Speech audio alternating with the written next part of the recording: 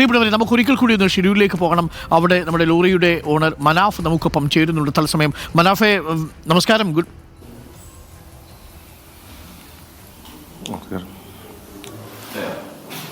മനാഫ്, ഇന്നലെ നമ്മുടെ reporter T വിയിൽ അഭിലാഷുമായിട്ട് സംസാരിച്ചത് ഒരുപാട് സാമൂഹിക മാധ്യമങ്ങളിൽ ഒരുപാട് ആളുകൾ പങ്കുവച്ചിട്ടുണ്ട്. മനാഫ് വൈകാരികമായിട്ടാണ് സംസാരിച്ചതെന്ന് എനിക്കറിയാം. 10-70 ദിവസം കാത്തിരുന്നതിന് ശേഷം ശരിക്കും മനാഫിൻ്റെ നിയന്ത്രണം നഷ്ടപ്പെട്ടു പോയൊരു ദിവസമാണ്. കാര്യം ഞാനുമൊക്കെ മനാഫിനെ നേരിട്ട് കാണുമ്പോൾ അങ്ങനെ കരയാതെ ഭയങ്കര പിടിച്ചു നിൽക്കുന്ന ഒരാളാണ്. നാട്ടിൻപുറത്തുകാരൻ എങ്ങനെയൊക്കെ പറയാമോ ആ രീതിയിലൊക്കെ ക്ഷോഭിക്കുന്ന കണ്ടിട്ടുണ്ട്. ഞാൻ തന്നെ മനാഫിനെ പലപ്പോഴും വന്ന് ആശ്വസിപ്പിക്കാൻ, അതായത് മനാഫിന് ചൂട് കൂടുമ്പോൾ റേഡിയേറ്റർ വെള്ളം ഒഴിക്കുന്ന പോലെ വന്ന് മനാഫിൻ്റെ അടുത്ത് വന്ന് കാര്യങ്ങളൊക്കെ പറയും. മനാഫെ, ഇപ്പോൾ അങ്ങനെ ചൂടാവല്ലേ എന്നൊക്കെ പറയും. മനാഫ് വളരെ നാച്ചുറലായിട്ടാണ് അവിടെയൊക്കെ റിയാക്ട് ചെയ്തതായിട്ട് എനിക്ക് തോന്നിയത്. പക്ഷേ ഇന്നലെ കൺട്രോൾ പോയെന്ന് തോന്നുന്നു, അല്ലേ മനാഫ്? തീർച്ചയായിട്ടും. ഒന്നാമത് എൻ്റെ ഉള്ളിലുള്ള ഭയം എന്തായിന്ന് പറഞ്ഞു കഴിഞ്ഞാൽ, ആദ്യ സമയത്ത് ജീവനോടെ കിട്ടുന്നുള്ളൊരു പ്രതീക്ഷയിലുണ്ടായിന് റിയാക്ഷൻ ആയിരുന്നു അത്. രണ്ടാമത് പിന്നെ എന്താ പറഞ്ഞു കഴിഞ്ഞാൽ, അവനെ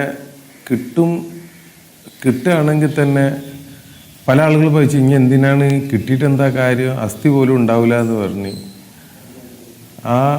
എൻ്റെ ഉള്ളിൽ ആരോ പറയുണ്ടായിന് അങ്ങനെ ഒന്നുമില്ല, അസ്ഥിയും ഇതൊന്നുമല്ല. എല്ലാ ഒരു മനുഷ്യൻ്റെ ശരീരത്തിൻ്റെ എല്ലാ ഭാഗങ്ങളും എല്ലാ ഇതിലും പൂർണ്ണ അർത്ഥത്തിൽ തന്നെ അവനെ കിട്ടി. അത് നശിച്ചു പോകുന്നുള്ള ഒരു ആദ്യം മനസ്സിലുണ്ടായിരുന്നത്. എന്തായാലും അവൻ്റെ വീട്ടിലേക്ക് അവനെ എത്തിച്ചു കൊടുക്കണത്, ഒരു വൃത്തിക്ക് എത്തിച്ചു കൊടുക്കണം എന്നൊരു വാശിയേനു.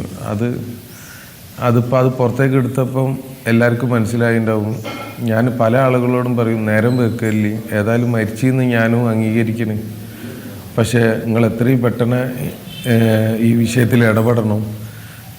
മരിച്ചിട്ട് പിന്നെ എന്തിനാ ഇടപെടുന്നത് കുറച്ച് എന്നുള്ള ലെവലിലുള്ള സംസാരങ്ങളൊക്കെ വന്നപ്പോൾ ഞാൻ പറഞ്ഞത്, അറ്റ്ലീസ്റ്റ് ആ ശരീരത്തിൽ എന്താ പറയുക, വെറും അസ്ഥി മാത്രമായി പോകരുത്. ഞാൻ അങ്ങനെ ആഗ്രഹിച്ചിരുന്നു. ആ കാര്യം അതും കൂടി ഇന്നലെ വിജയിച്ച് അത് വലിയൊരു മനസ്സിനൊരു സമാധാനം നൽകണ് അല്ലോ. ജീവന് കിട്ടിയിട്ടില്ലെങ്കിൽ, ജീവനോടെ കിട്ടിയിട്ടില്ലെങ്കിലും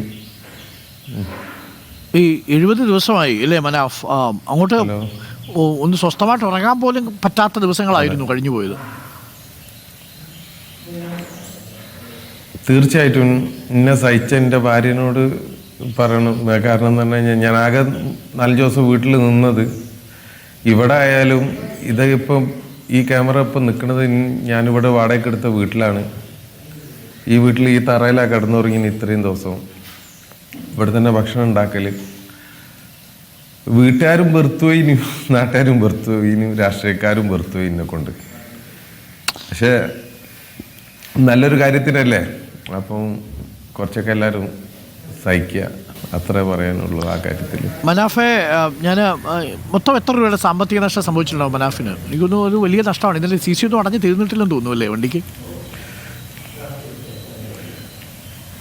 വണ്ടി പുതിയ വണ്ടിയല്ലേ, പുതിയ വണ്ടിയാണ് CC. പക്ഷെ നമ്മൾ എന്താ പറഞ്ഞു കഴിഞ്ഞാൽ, വണ്ടി വെള്ളത്തിൽ പോയി എന്ന് വിചാരിച്ചിട്ട് ഒരിക്കലും ബാങ്കിലെ അടവ് തെറ്റിക്കുകയോ ഒന്നും ചെയ്തിട്ടില്ല. എല്ലാ അടവും കൃത്യമായിട്ട് അടച്ചിട്ടുണ്ട്. മറ്റു വണ്ടികളും ഈ ഒരു അപകടം നടന്നപ്പോൾ ഒരു 6 വണ്ടിയുണ്ട്, എല്ലാം അടവ് തന്നെ ആയിരുന്നു. പല നമ്മളെ കമ്പനിയിലെ ഡ്രൈവർമാരും പല ചാനൽ ചർച്ചയിലാണ്. ഞാൻ എന്താ പറയുക, ശിരൂരിലെ ഈ എന്താ പറയുക ഓപ്പറേഷൻ കഴിഞ്ഞ് നിങ്ങളെ കൊടുത്തുനിന്ന് ഞാൻ രാത്രി എല്ലാവരെയും റൂമിലാക്കിയിട്ട്, ഇത് കുറേ മലയാളികൾ ഇവിടെ വന്നിനു. പല ആളുകളെയും ഓരോ സ്ഥലത്ത് കൊണ്ടുപോയി താമസിപ്പിക്കണം, ഓരോ ഭക്ഷണക്കാര്യം നോക്കണം, ഇങ്ങനെ ഓരോ കാര്യത്തിനും ഓടി നടക്കുകയും. സാറ് കണ്ടിട്ടുണ്ടാവും എന്നെ, ഞാൻ ഒരു നേരം പോലും ഓടി ഇരുന്നിട്ടില്ല. അപ്പം അത് കഴിഞ്ഞ് രാത്രി വന്ന് നോക്കുമ്പോഴേക്കും ചാനൽ ചർച്ച ആരതൊക്കെ ഒക്കെ ഒന്നിങ്ങനെ വെറുതെ മൊബൈലിൽ നോക്കുമ്പോൾ ഉണ്ടാവും നമ്മളെ ലോറിൻ്റെ ഡ്രൈവർമാർ ഓരോ ചാനലിൽ ചർച്ചയിലൊക്കെ. അപ്പോഴറിയാം നമ്മളെ ലോറി വേറെ ഓടണില്ല എന്നുള്ളത്. അപ്പം ആരോടും ഒന്ന് നിർബന്ധിച്ച് ജോലിക്ക് പോകാനും പറയാനും പറ്റാത്ത അവസ്ഥ. മാസങ്ങളോ ഇപ്പോൾ ഇപ്പോൾ അടുത്താണ് ലോറികളൊക്കെ ഓടാൻ തുടങ്ങിയത്. മറ്റുള്ള സ്ഥാപനത്തിലുള്ള പണിക്കാരും മര്യാദയ്ക്ക് ജോലി ചെയ്യാൻ. വന്നത്, ഇതൊക്കെ അടവ് തന്നെ വലിയ ബാധ്യത, വലിയ എമൗണ്ട് ബാധ്യത ആയി. പക്ഷെ അതൊന്നും ഒരു പ്രശ്നമില്ലേനും. പണം ഞാൻ പിന്നെയും ഇവരുണ്ടാക്കി തന്ന, ഞാൻ ഈ വിഷയത്തിൽ, അർജുൻ്റെ വിഷയത്തിൽ ഞാനും എൻ്റെ കുടുംബവും ഇത്രയും സ്ട്രോങ് ആയിട്ട്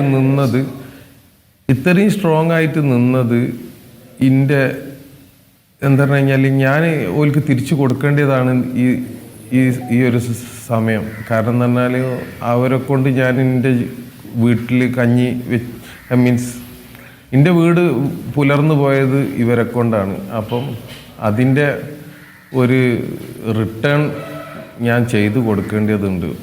ആ കടമയെ ഞാൻ ചെയ്തിട്ടുള്ളൂ. ഞാൻ കൂടുതൽ വേറെ ഒന്നും ചെയ്തിട്ടില്ല. എൻ്റെ ഉത്തരവാദിത്തമാണ്. നാളെ അർജുൻ്റെ മോൻ വന്നിട്ട് എന്നോട് ചോദിക്കുകയാണ്, മനക്ക നിങ്ങൾ എൻ്റെ അച്ഛനെ തരാൻ ഒന്നും ചെയ്തില്ല എന്ന് വെച്ച് കഴിഞ്ഞാൽ അതിന് മറുപടി ഇല്ലാതാവരുത്. ആ പണി എടുത്ത് വെച്ചിട്ടുള്ളൂ, വേറെ ഒന്നും ചെയ്തിട്ടില്ല.